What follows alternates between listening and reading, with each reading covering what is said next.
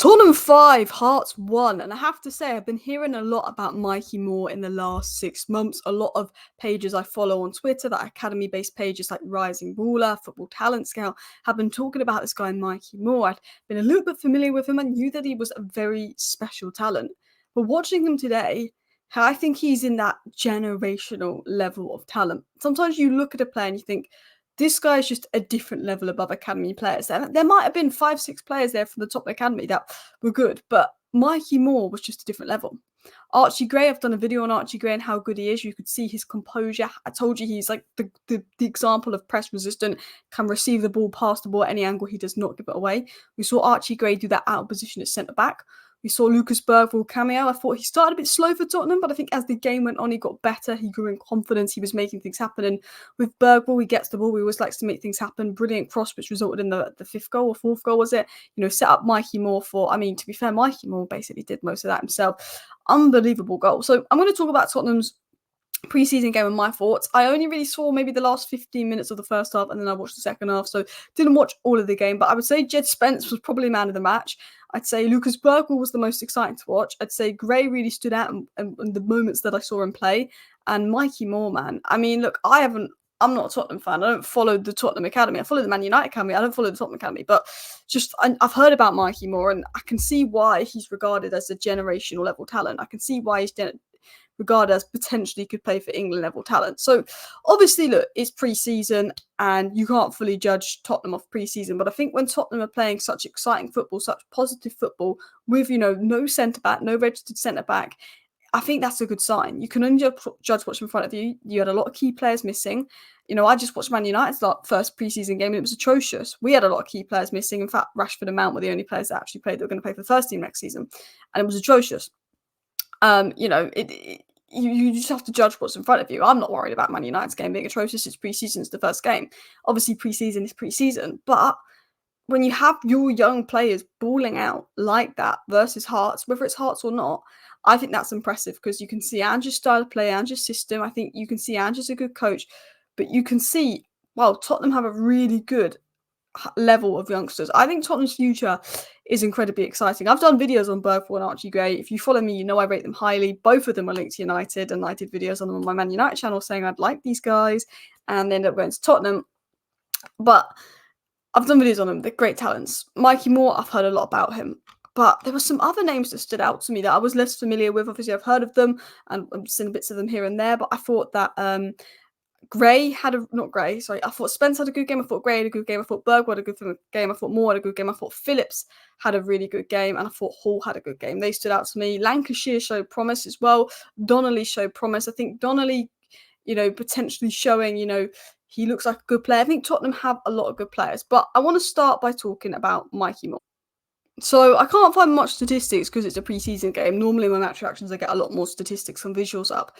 But it was said here by the Spurs Express that no player completed more dribbles in tonight's match than 16-year-old Mikey Moore. Moore also had a goal and a chance created, a thoroughly impressive showing from the Spurs starlet. What I noticed about Mikey Moore is he looked very unfazed for a 16-year-old. When you always tick that mentality thing, there's technical ability, there's the athletic traits, so you're physical enough for the Premier League, but then there's mentality. Sometimes you can be this brilliant player in the academy, you've got the physical traits, you've got the technical traits, but mentally you're a bit scared, you're a bit worried. What I noticed about Mikey Moore was he was fearless. He got the ball, I'm taking you on, I'm dribbling at you. It's not, I've got the ball, don't want to give it away, let me pass backwards. Mikey Moore and Bergvall did it, and Archie Gray did it. They were fearless on the ball. They had that mentality. They had that self-belief. They know they're good. And when Mikey Moore got the ball, he was always looking to make things happen. That goal, Lucas Bergvall done well to set him up, but that goal was incredibly well taken, was a brilliant finish. That is for a 16-year-old to do that is actually unbelievable. Now, I obviously compare everything to Man United, being a Man United fan, but I remember pre-season last year, and I watched Man United pre-season. There was some good players, there were some good performances, but Kobbie Mainoo was just a level above everyone else in the academy. He looked so comfortable, so composed. And I said in pre-season, call me crazy, but I think Kobbie Mainoo, Rice and Bellingham was England's best midfield three. Fast forward, Kobbie Mainoo was starting in the midfield three with Bellingham and Rice. I was saying it. I was like, I think Kobbie Mainoo should start for England. And I said, I know he's not played a Premier League game for United, but I said, I just see it. He's got it. And I think, obviously, this is just one game, and I haven't watched much of Mikey Moore. I had watched a lot more of Kobbie Mainoo at the point. But looking at Mikey Moore, and I'm not saying he's going to start for England. He's 16, Kobbie was 18, 2 years difference. I think that 2 years is still quite a big thing. But you see with Lamine Yamal, you can do it. And Mikey Moore didn't look out of place. He looked comfortable. And this is 16. Like, to do that at 18 is impressive, but 16, I just, how young he is crazy. But every time he got the ball, he was like, I want to make things happen. I think he is one of the best talents in the country. So if Man United want to snap him up, please do. He looked absolutely phenomenal. I think he has potential to maybe come more the end of the season, break into the side. He has that potential to break into the side. I thought Tyrese Hall looked really, really good. I thought Will Lancashire showed some really good signs. I thought there was a lot of positive signs from the Tottenham youth, but Mikey Moore, you could just see he was another level of talent. Archie Gray, you could just see, what Tottenham assigned. He was playing out of position at centre back. He could play right back. He can play in midfield. I think he could displace Basuma. You can see how comfortable and technical he was. And Bergvall, you could see how clever he was, how good he was at keeping the ball, his retention, how he was good at always moving the ball, his intelligence, how comfortable he was making things happen, and how he grew into the game. You knew we're getting that in Bergvall and Gray, but you've seen them actually apply what you knew you should be getting in a preseason game, which I think if I was a Spurs fan, would be a really positive sign. But yeah, the confidence of Moore to just take on players and make things happen. I thought him and Spence worked well in the overlap. Apparently that isn't even his preferred wing that he was playing on. He looked brilliant, just dribbling, making things happen, and I like that. And again, Man United reference, but one thing I loved about Garnacho when he started getting minutes for Man United was every time Garnacho got the ball, he wanted to make things happen. We had this kid called Teef Chong. We always thought Teef Chong was going to be a baller. He's at Luton. He's an all right player. But whenever he had an opportunity in the Man United youth pre-season first team, he just looked a bit scared. Then Garnacho was this kind of raw talent. And then when he got his opportunity, he just ran at people, made things happen. And Moore's that kind of guy that he's fearless. He runs at people, he makes things happen. He just drove straight at the defence. He caused huge problems. He was unpredictable. He's exactly what you want in a young player. Like, mentality-wise, I was really, really surprised by Moore. And I think potentially, he could genuinely break through at so young. As well as Moore, I thought Bergvall was really, really good. I thought Bergvall was the most exciting player to watch. I think he grew into the game. He started a bit slow. I think it was just getting used to how in the English game they're going to press you. They're going to be a bit tighter for you. It's getting used to the intensity. I think Bergvall's one of those where I think he'll be great, but he may just need to adapt to the difference in league. But he got so much better as the game went on. And what I liked about Bergvall, and we always sort of compared him to Frankie de Jong in my analysis video, but he's a lot more attacking mind than Frankie de Jong.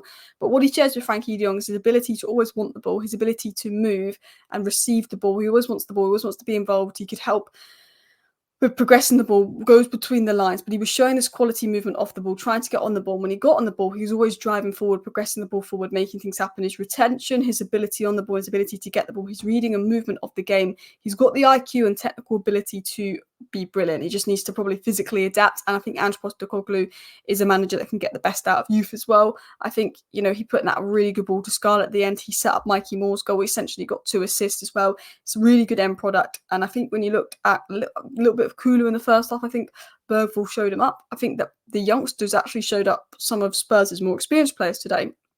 And I think what I liked about him is he just was so key, I think, in everything Spurs had going forward. Get the ball, trying to pull something off, tried to pull off some passes. I think the more he plays, the more he gels with the team, I think the better he's going to get. But it's his comfortableness on the ball. Him and Archie Gray, when I did my video on them, I said you've got 2 players that are incredibly possession-based players that are comfortable on the ball, they're press-resistant, they like to make things happen, they're technically good, their reading and understanding of the game is unbelievable. I spoke to a Leeds fan and he said everyone talks about how good Archie Gray is on the ball and receiving the ball and passing angles, how press-resistant he is, but they also said, you need to look at Archie Gray's reading and understanding of the game, his movement. You saw that with Gray, and I think with Bergvall you could see how intelligent he was, and I think he looked really impressive. I think maybe he was trying too hard to begin with to impress, and maybe that's why he had to grow into the game a bit, and maybe he had to adapt to how aggressive the pressing game is in England. But I think with and without the ball, the efforts he put in, what he showed, I think he was very exciting, trying to make things happen, trying to find space, running the ball in space, playing the pass.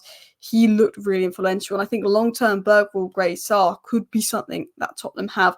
And I think with Basuma being very hit and miss, started well under Ange and he's dropped off lately, I think there's potential for Gray to potentially take Basuma's spot, because Archie Gray is a DM. He's mostly played at right back, but he's a DM. He's one of those guys who can play centre back, he can play DM, he can play midfield, he can play wherever. But I think Van de Ven and Romero at the back, Archie Gray moved into midfield. I think he's going to be real competition for Basuma. In fact, I think he could get into the England squad this season. I think, like Maine, I think he'd get into the England squad this season. I think he's that level of talent. I've been talking about Archie Gray for a while. and, push out Basuma. I do, because with Archie Gray, so composed on the ball, so comfortable on the ball, so composed on the ball. Now, look, I did my videos on Archie Gray. I said to you, you're getting one of the most technically good players I've seen. His ability to be able to receive the ball all angle. Every time the ball was coming to Archie Gray, you knew it'd be him. Dual winner, good in the air, physical profile, long legs, could cover ground with ease. His movement was good, but he was getting there. He was winning his duels. Whenever he got the ball, he just passed it. He always got that pass off. He didn't look like he was out of position. If he doesn't play centre back, he plays right back into the end. He didn't look like he was out of position. He literally looks like he could play anywhere. He did an absolute job. It must have been hard for him to play out of position, especially because this is the first time Tottenham fans are going to be watching him, so there's that bit of pressure. And he looked so comfortable. He looked so impressive. He went for the ball every time and he won it. He won it nearly every time. And you could see whenever he received the ball, he could receive the ball at any angles, and he would use the drop of the shoulder, turn into space, play that pass. Use the drop of the shoulder, turn into space, play that pass. His composure on the ball at 18 is just another level. And I think when he's moved into midfield, it will be such a valuable asset for Spurs, because I think his ability to receive the ball and play that pass quick and find that pass will help Spurs in transition. That means they'll move the ball quicker. That means it'll be easier for them to find space in attack, break down teams, and get goals. I also think Archie Gray, from watching him at Leeds, his defensive awareness is good, and because he's that long-legged frame, he can cover space.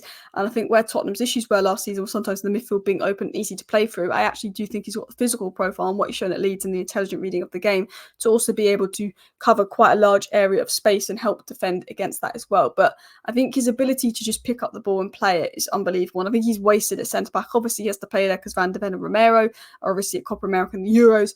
I think Tottenham must got to sign a centre back. Surely they've got to sign. I mean, they've got Dragusin. I guess they've got 3 good centre backs, but maybe they just need like someone that could play left back and left centre back to provide backup for a Doggy and Van de Ven. Dragusin's backup for Romero. Maybe they just need that extra player. I mean, Calafiori would have been unbelievable for you guys, but he looked good. I think Jed Spence was man of the match. I thought Jamie Donnelly looked really good. I think that Tottenham have got some really impressive young players as well. I'm learning a lot about the Tottenham youth because I don't really follow Tottenham's academy, but Tyrese Hall showed good glimpses, Max Robson showed glimpses, with Lancashire. Again, some really exciting things that Tottenham have got going on. Let me know your thoughts, Tottenham fans, down below. How are you feeling? Of course, it's only pre-season. Thank you for watching. Bye.